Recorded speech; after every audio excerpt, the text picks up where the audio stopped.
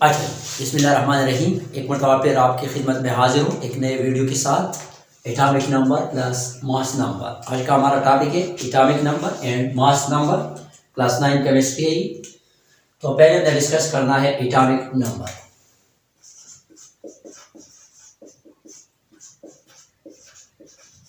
Atomic number, ठीक है। आपको पता है हमारे पास एक एटम है, ये इसकी क्या है, शेल्स है।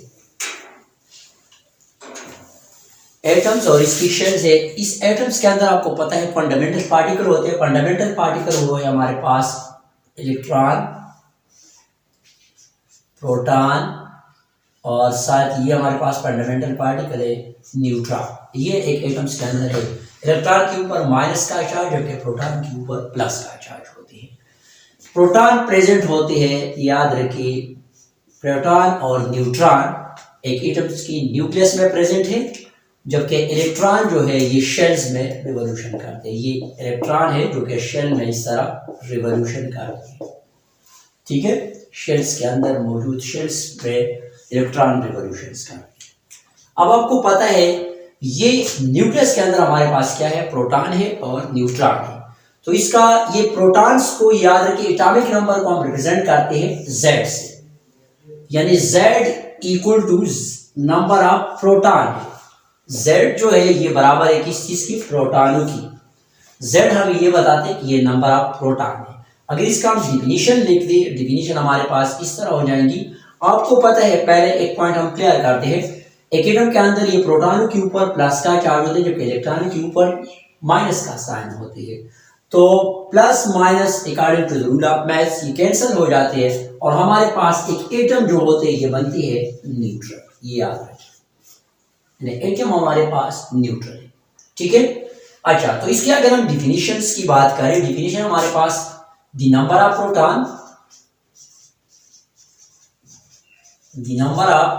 Proton present in the nucleus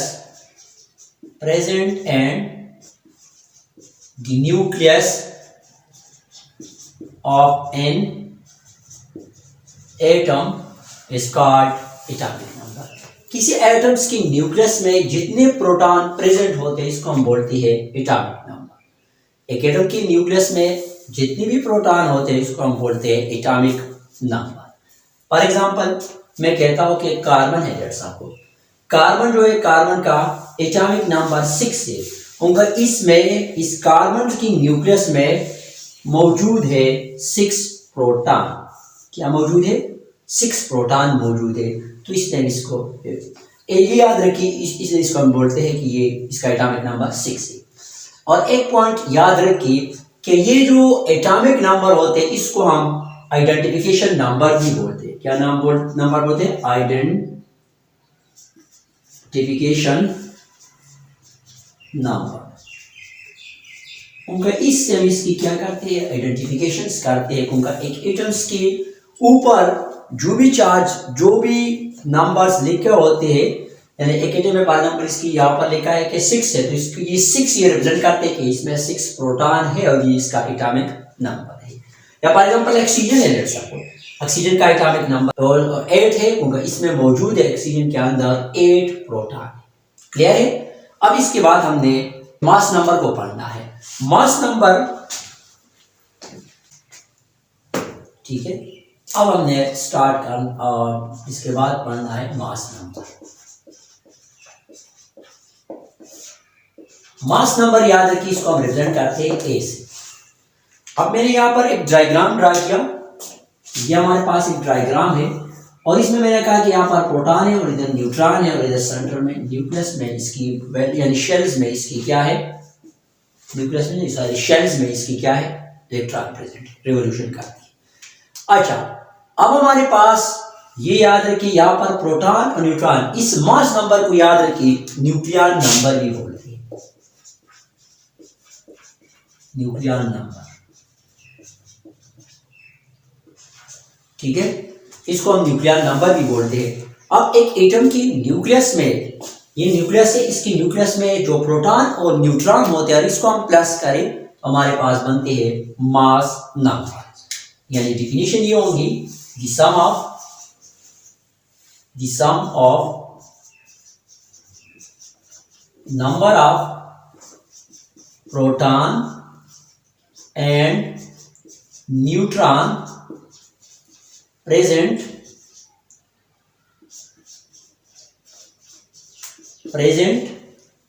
in the nucleus of an atom is called mass number. एक एटम की न्यूक्लियस में जितने प्रोटॉन और न्यूट्रॉन होते हैं, यानी न्यूक्लियस में अगर हम प्रोटॉन और न्यूट्रॉनों को प्लस करें, सब में प्लस करना, ऐड करना, तो हमारे पास बनती है मास नंबर। अच्छा, अब एक क्वेश्चन आते हैं कि एटम के अंदर प्रोटॉन, इलेक्ट्रॉन और neutron, find out the number of proton, electron and neutron of an atom. एक एटम के अंदर न्यूट्रॉन और प्रोटॉनों को फाइंड करें, ये भी क्वेश्चन आ सकते हैं। तो फॉर एग्जांपल अगर हम ये कह दें कि फॉर एग्जांपल आपके पास ऑक्सीजन है, ऑक्सीजन की नीचे यहाँ पर लिखा होता है कि ये 8 है और ऊपर लिखा होता है 16, अगर आप देखें, ठीक है, ये जो ऊपर लिखा होते हैं उनका, इसकी अगर हम रिप्रेजेंटेशन एक पॉइंट क्लियर कर दी कि एटम्स की अगर हम रिप्रेजेंटेशन करें, एक्स फॉर एग्जांपल हमारे पास एक एलिमेंट है, इसकी नीचे यहाँ पर लिखा होता है Z और यहाँ पर ऊपर लिखा होते है A। इसका मतलब ये है, ये जो हमारे पास ये Z है, ये Z हमें ये शो कर रहा है कि ये नंबर ऑफ प्रोटॉन है, यानी ये एटॉमिक नंबर है, क्योंकि इसकी रिप्रेजेंटेशन हम करते हैं। A हमारे पास क्या है, मास नंबर है, और जब भी हम प्रोटॉन और न्यूट्रॉनों को प्लस करें तो हमारे पास बनती है A। ये पॉइंट क्लियर कर, ठीक है। अब हमारे पास एक एटम्स की रिप्रेजेंटेशन हम इस तरह करते हैं, तो इसलिए मैंने यहाँ पर लिखा 8 और 16 लिख दिया, यानी ये ऑक्सीजन का एटॉमिक नंबर 8 और मास नंबर इसका है 16। अब अगर हम कह दें, आपको दो चीजें तो क्लियर हो गया कि आपको पता है कि इसका एटॉमिक नंबर है, यहाँ पर मैं लिखता हूं एटॉमिक नंबर, ठीक है। एटॉमिक नंबर अगर मैं ऑक्सीजन का ले लूं, एटॉमिक नंबर ऑफ ऑक्सीजन, मैं ओ से इसको रिप्रेजेंट करता हूँ, बस डायरेक्टली लिखता हूँ, इसके सिंबल लिखता हूँ, ठीक है। उनका मैंने यहाँ पर लिखा था कि ये हमारे पास 16 और ये हमारे पास 8 है, यानी ये इसकी नीचे लिखा होते 8 और ऊपर 16 लिखा, तो मैं ए रिप्रेजेंट करती है मास नंबर को, जबकि Z रिप्रेजेंट करते हैं एटॉमिक नंबर को। तो इसका एटॉमिक नंबर आपको पता है 8 है। अब एटॉमिक नंबर 8 है, तो हम ये एटॉमिक नंबर ये हमें शो कर रहे हैं कि इसमें नंबर ऑफ प्रोटॉन जो है वो भी 8 है। उनका मैंने आपको बताया था कि Z हमारे पास इक्वल है P की, प्रोटॉनों की, तो नंबर ऑफ पॉजिटिव चार्ज इसके अंदर, ऑक्सीजन के अंदर प्रोटॉन जो है वो भी 8 है।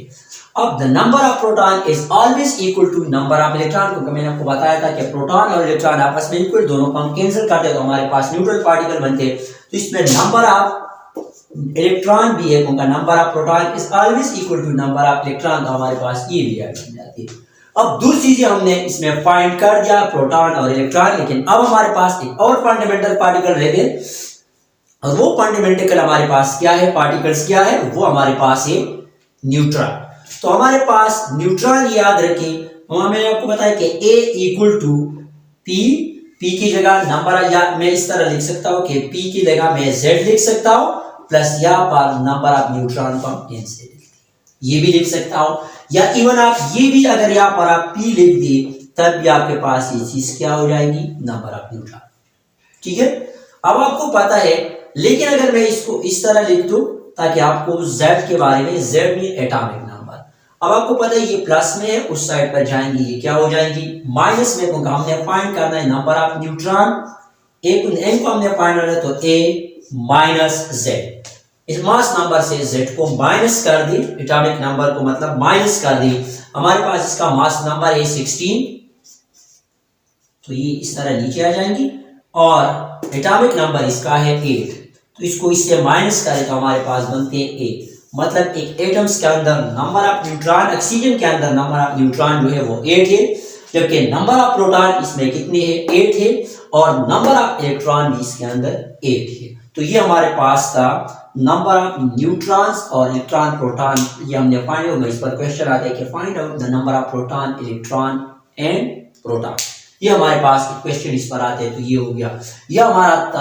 आज का लेक्चर जो कि मास नंबर और एटॉमिक नंबर के बारे में था। इंशाल्लाह नेक्स्ट लेक्चर में आपको लोगों की खिदमत में हाजिर होऊंगा। तब तक के लिए अल्लाह हाफ़िज़।